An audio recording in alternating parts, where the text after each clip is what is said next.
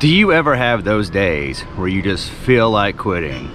Well, yesterday, I felt like quitting RV life. So what happened yesterday that made me want to quit RV living?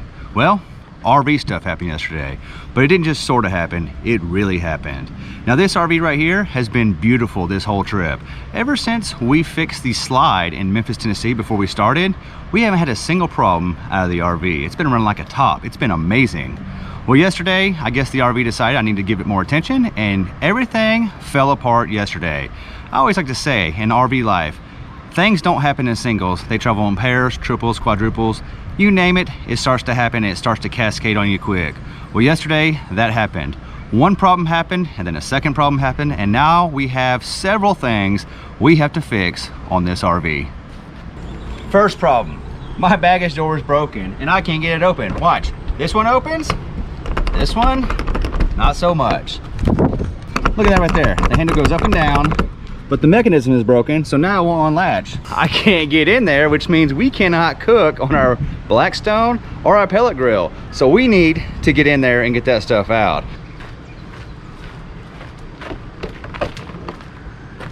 All right, so here's my idea. Here is the back of the slam latch. And I know if I get a screwdriver right there, I can open that latch and get the door open. So now all we gotta do is make all this stuff right here, get out of the way so we can get to that door. All the stuff's out, and now this is what we're working with. So now we've gotten to where there's a bicycle and the grill's there, and they're in the way of the door. So we're gonna have to figure out how to move things around because that bike's not coming out this way. That stuff may come out this way, but I'm gonna have to get in there to move things around. But we're close. We can see the door. We're almost there. We have the bike finagled, and we're gonna try to squeeze in here and get over to that door. I squeezed a lot better when I was littler. Oh, almost. Come on, barbecue pit. All right, I can almost touch it, but this is not gonna work. There's gonna be no squeezing through that hole to reach that door. I can almost get it, I just can't quite make it. Ooh. All right, we were able to get the barbecue pit out. That thing is really heavy when you're on your hands and knees inside that hole. All right, now that I have the barbecue pit out of the way, I should be able to come right over here like this and get to the back of that door. All right, so we got it open. Now we need to figure out how to take it apart, see what's broke, and what we need to replace it. This is our baggage door. It's called an LCI slam latch. And we know because that right there is going up and down, but not turning this keyway, which makes this guy right here go up and down, that the handle is actually broken. So we need to figure out, is there a way to repair this or what we gotta do to replace it?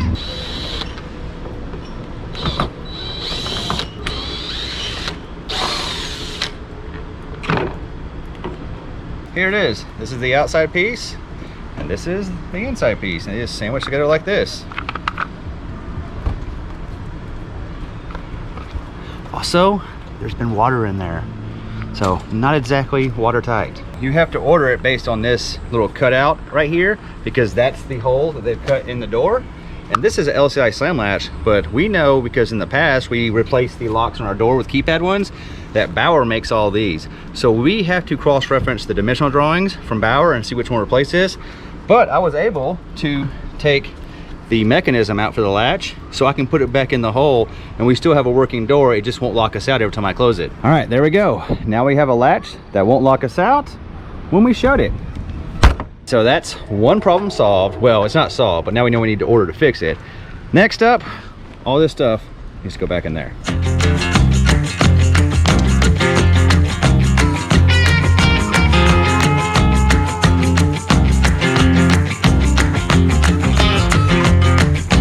How do you feel about RVing now?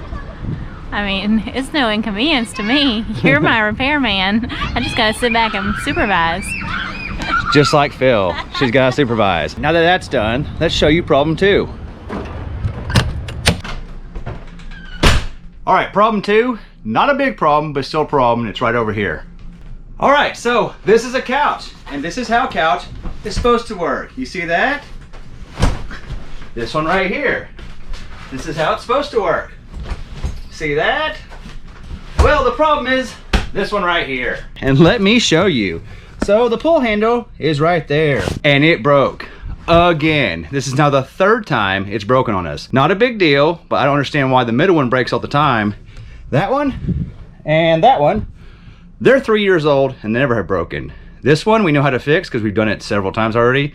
This is just ordering another part, taking the couch apart, placing the pull handle, and then waiting for it to break again.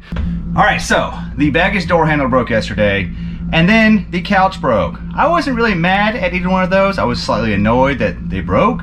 I didn't get annoyed until problem number 3 happened, and it happened here in this bathroom. So this is our MaxxAir fan, and it's pretty awesome to have in your RV if you have one. You can take a shower and it'll evacuate the steam in like 30 seconds. Plus it helps on cooling your RV down when you first get somewhere. And of course it helps with bathroom things. Well, yesterday I hit this button, fan on. Well, the fan came on, but the lid did not open. So I hit stop because sometimes they get stuck, and try it again. Well, it's not even trying. So I hit the vent open. Nothing's happening. So then I came over here and I manually turned it and it opened. So I know it's not broken, but it's still not working. So I'm gonna go up on the roof and take a look to see if there's anything up there that I'm missing that might be an easy fix.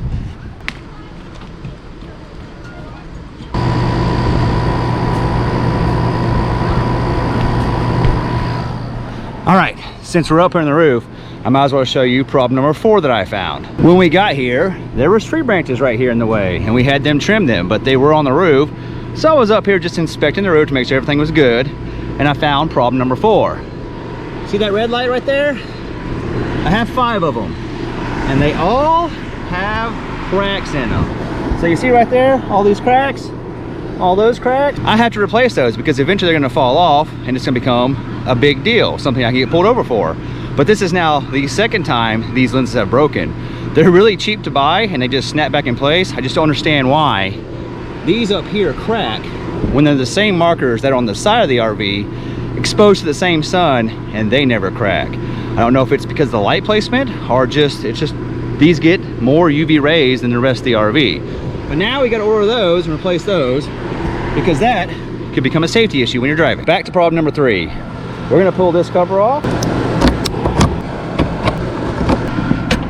I only have access to the top of the fan. So there's the motor for the fan, but there's nothing up here for the mechanism of the lid. Well, maybe we should go do some research before we dig into this any deeper.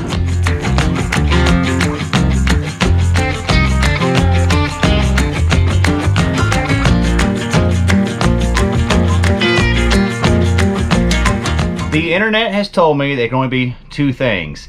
Either it's the control board for the MaxxAir fan or it's the motor for the mechanism that raises the lid. So we got to go take it apart and find out which one is the problem. Step 1. These 4 screws right here need to come out, and we'll drop this shroud and we'll get access to some more screws and be able to drop some more things down, which should give us access to important stuff. We have the first shroud out of the way, and here is the MaxxAir fan.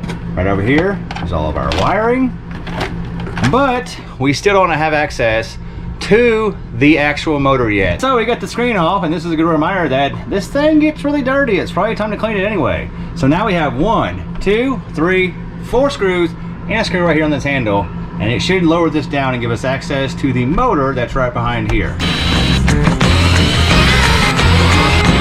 We have the shroud drop down. There's our control board, and they have these little pigtail connectors for the lid motor, and here's the pigtail connector for the fan motor, and here is our power supply.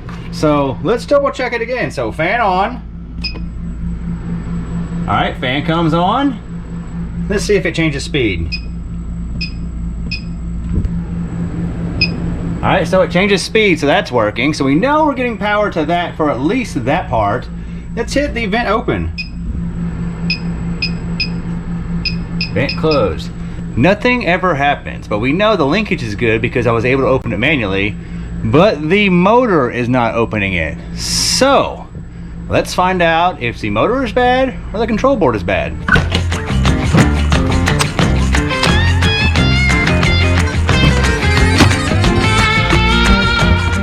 All right, so we need some tools to figure out if the motor or the control board is bad. So we're gonna start with the multimeter.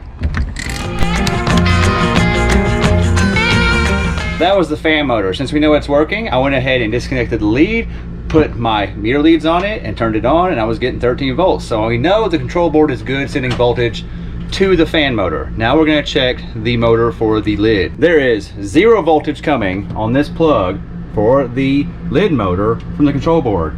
So that tells me the control board is probably bad, because we know it's getting voltage and it's sending voltage to the fan motor, but not the lid motor. But just to be sure that I have it right, because I don't want to order the wrong part, I just realized I've got 2 spares of these in the RV. I got this one right here in the kitchen, and I got one in the back bathroom. So I'm gonna go ahead and drop that down and take the control board out, swap it into the master bathroom, see if it's all good to go, and then I'll know 100% that's the correct part I need to get this working.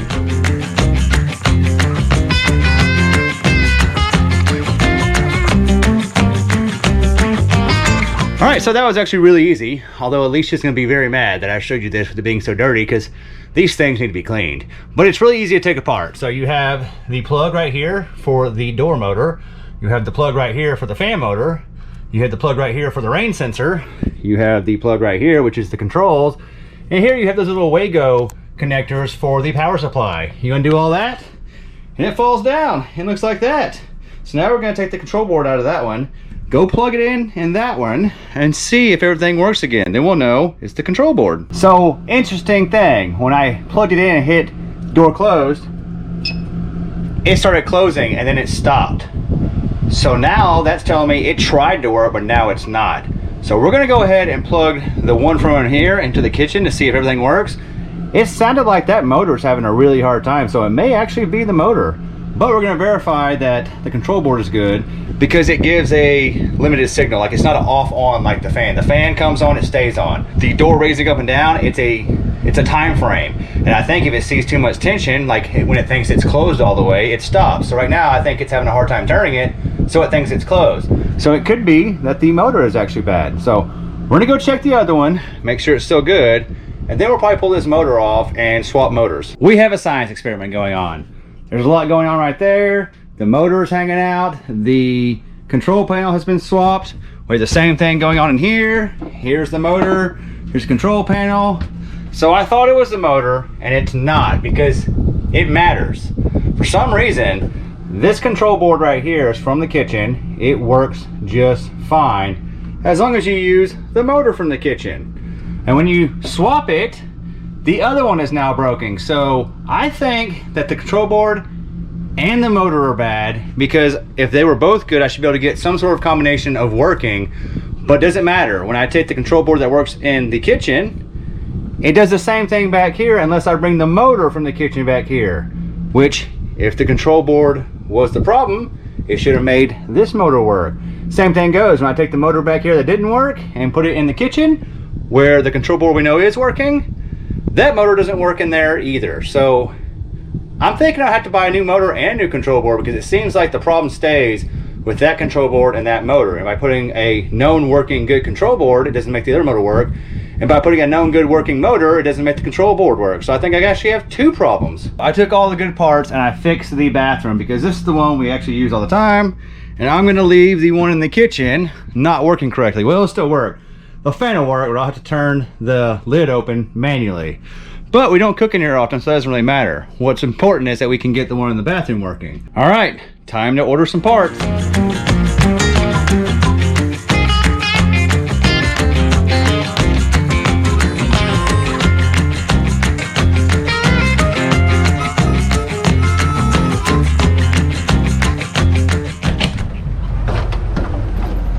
All right, the only thing left to do is let Amazon do their thing, and we'll wait for the parts to show up here.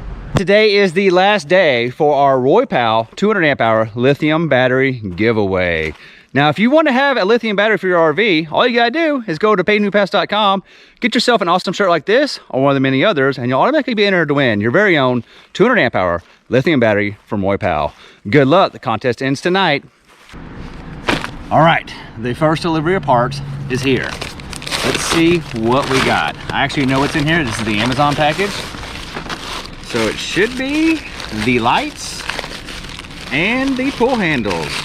All right, there's the lights, and this should be the pull handles for the couch.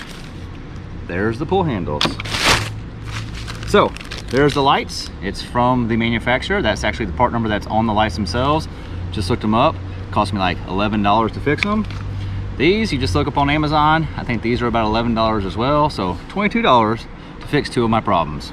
The first thing I'm gonna do is these lights, and these are really easy. You just pop the old ones off, pop the new ones on.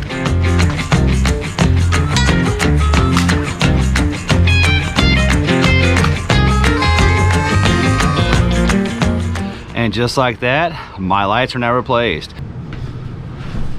Now we're gonna fix the pull handle on this center couch. And it's really easy, but first, we have to get this one out of the way.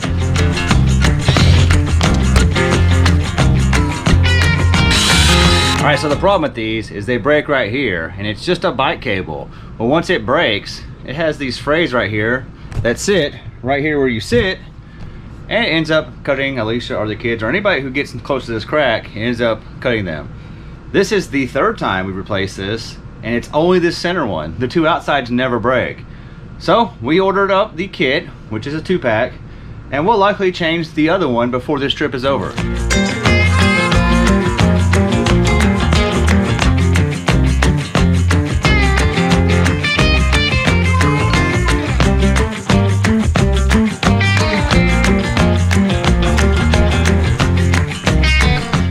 Well, that's fixed. Now, all we have left to do is to wait for the rest of the parts to show up to fix the rest of these problems. All right, we got our next round of parts in.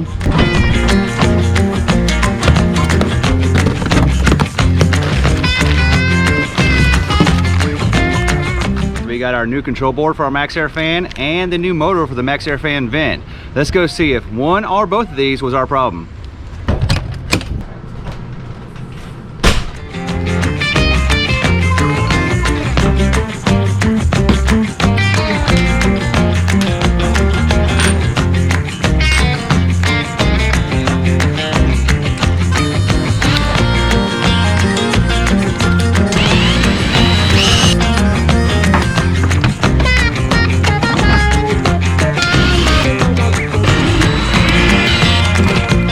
Our initial science experiment led us to believe the control board was bad, but then after further review, we think the motor is bad as well. We're going to verify since we have both parts. So first up, we're going to change out the control board and see if just the new control board makes the old one that didn't work. There is a new control board just hanging there for testing purposes. Now we're going to see, will it work? So I hit fan on. All right, the fan came on, but the door did not open. Let's go ahead and see vent open. Vent close. All right, so now we know the new control board, assuming it works, is not powering the old motor, which we also thought was bad. Now we're gonna change out the motor with the new one right here and see if the combination makes it work. New motor, new control board. Let's see if replacing both of them makes it work. All right, look at that. The fan and the vent is opening. Both of them replaced makes it work. Now to keep it honest, I'm gonna go ahead and try the original control board with a new motor just to make sure I'm not missing anything. Last test, original control board, new motor. Just because I like to know. All right, that's good news because in fact both were bad. The fan's working, but the lid didn't raise. That just goes to show you, sometimes one problem can become 2 because I originally thought just the control board was bad because that's what the meter said. Had I just ordered the control board, I would still not have a working fan because the motor was also bad as well. It's awesome when you fix things and they work like they're supposed to. Look at that, that's awesome. All right, only one thing left to fix. It's these baggage door locks. And they are becoming more of an issue than I expected. They're on their way. I'll explain more about them when they get here, but these right here are really hard to replace if you want the key to work that works on the rest of your RV. Welcome to the future. That's right. These baggage doors right here have become such an ordeal. We're actually at our next campground before I was able to fix them.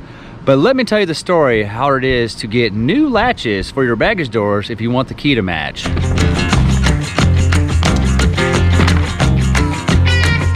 There's the new latches, and these are the old latches. We have this LCI slam latch, and it broke, right? Broken, doesn't work. And I want to replace it with this LCI slam latch. Well, having the same key is a big deal. Also, you have to consider that the one that broke on has 2 baggage latches, and I very well cannot replace one good one and one bad one, because that right there will drive me crazy. And while I'm at it, I might as well replace all 3 of my doors that have plastic latches on them, because one broke, so what's the odds that the other 2 aren't close to breaking as well? And that's where my research and problems began. Actually, the first part was the easiest part. I contacted Grand Design, gave them my VIN number, and within 2 minutes, she gave me a part number for a new LCI slam latch and a new cylinder for my key to light keys. But she also told me, do not buy from us. We are the most expensive, but if you want to, here's the price. I'm gonna add it up so that I tell you what the price actually is. It is $300.99 a latch for a total of $902.97 for all 3. But she told me not to order through them. She actually gave me a phone number for several dealers that can drop ship from Grand Design, and the price will be significantly cheaper. So I called one of the dealers, and we got to talking about the problem I was having, and he told me the price. It was much cheaper, by the way. So if you order through the dealers who can drop ship for Grand Design, it comes out to $162.99 per latch for a total of $488.97 for all 3. Now, mind you, this latch is not special. It's still coming from Grand Design. He's just filling out the paperwork, and Grand Design is still shipping it from the same warehouse that the original ones that cost $900 were coming from. But when you go that route, both of them come like this with no cylinder in it. The cylinder comes separate, and you have to go see someone who has a master key to put the cylinder in. So it's not ready to go to work when you get it. There's still an extra step. And my third option, after I got to talking to the dealer, he told me that if you can get them somewhere else, just buy the latches and then change the keys out with your existing lock. So find out the cheapest place to buy these, and then take your old ones and swap the cylinders out with a master key. So I call up eTrailer, and they have them listed at $119 per latch. So a total of $357 for all 3.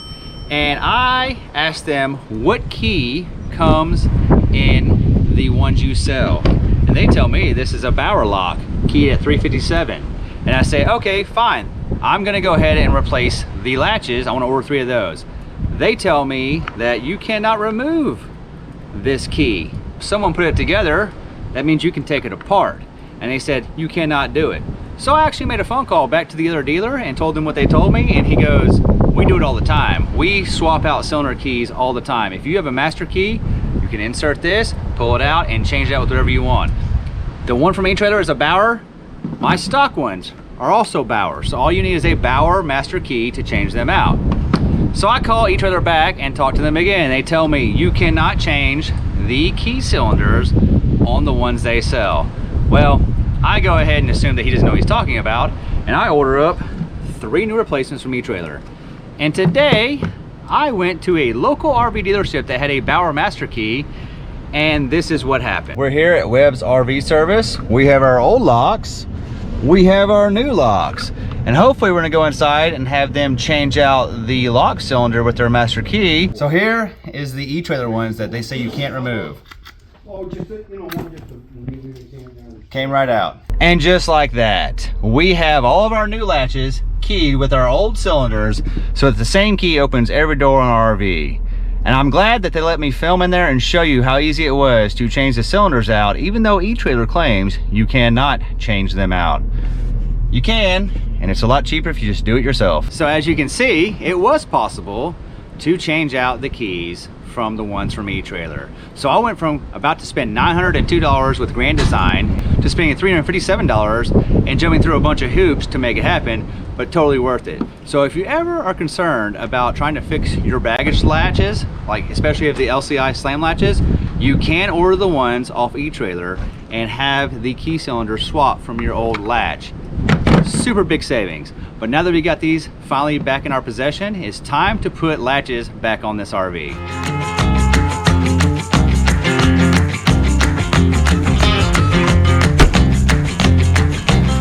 Good as new. All right, all three are done. And while none of the issues in this video were a big problem, RV life is just like that. You may be smooth sailing for months on end, but when little things start to add up, it starts to pile up on you and you have to fix it all. Because I'm one of those people, I believe if you don't fix a little thing, how will you ever fix a big thing? So I don't like to have a bunch of little things piled up on my plate that I need to fix.